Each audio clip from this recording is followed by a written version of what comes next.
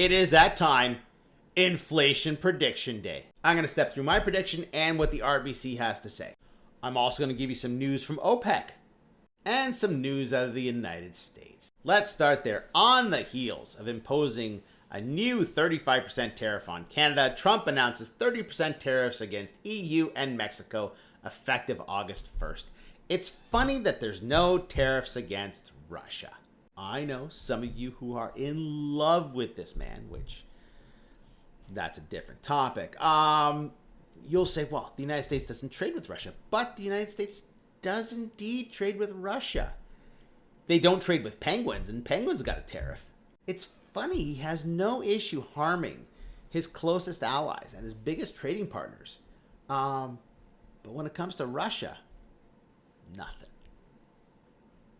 Nothing to see here.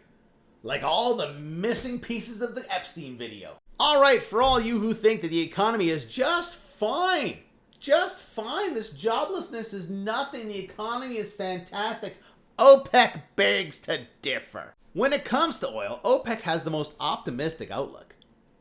Except for right now. OPEC trims oil demand for next 4 years, says no peak oil in sight. Yeah, I can agree with that. Actually, I agree with the whole thing. The forecasts for demand in 2026 through 2029 are all lower than last year. Demand will average 1.63 million barrels per day in 2026, down from 108 million barrels per day seen last year, and the 2029 forecast is down 700,000 barrels per day from last year. Why? Why has this been adjusted down? Because the economy sucks.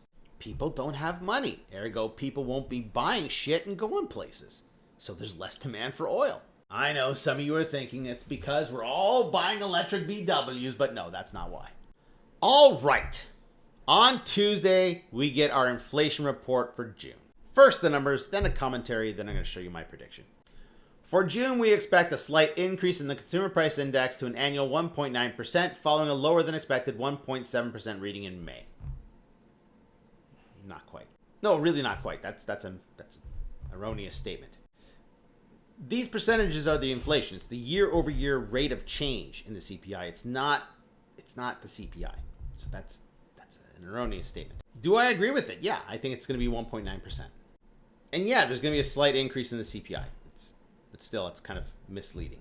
Let me take you back here to March. March inflation was 2.3%, but the CPI was 163.5.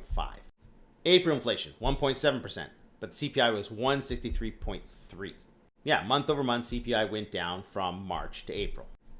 And then last month, May, it was still 1.7%, the same as April. But the CPI jumped an enormous amount to 164.3. And that's why I say it's kind of misleading, because the CPI change between these 2 months was enormous, but the inflation change was nothing. And now the inflation change, 0.2% from 1.7 to 1.9, but the CPI is only going to go up 0.2. 164.3 to 164.5. What is it? What's going up? Yeah, it's tariffs still, man. Like, come on, give your head a shake. Gasoline is still down, still way down from where it was last year. What is going to lead the charge on inflation? Guess. What has it been for over 2 years now? Yeah, it's still going to be mortgage interest cost. You know, high rates, which do nothing for tariffs. But does a lot to slow the economy down. We shall see come Tuesday. Do I think it might be higher? That'd be shocking. Could it be 1.8? Yeah, it could be. Anyway you slice it, the rates are too high. If they don't cut the rates, what are they doing? They're not helping the dollar. They're not helping the economy. They're not helping employment.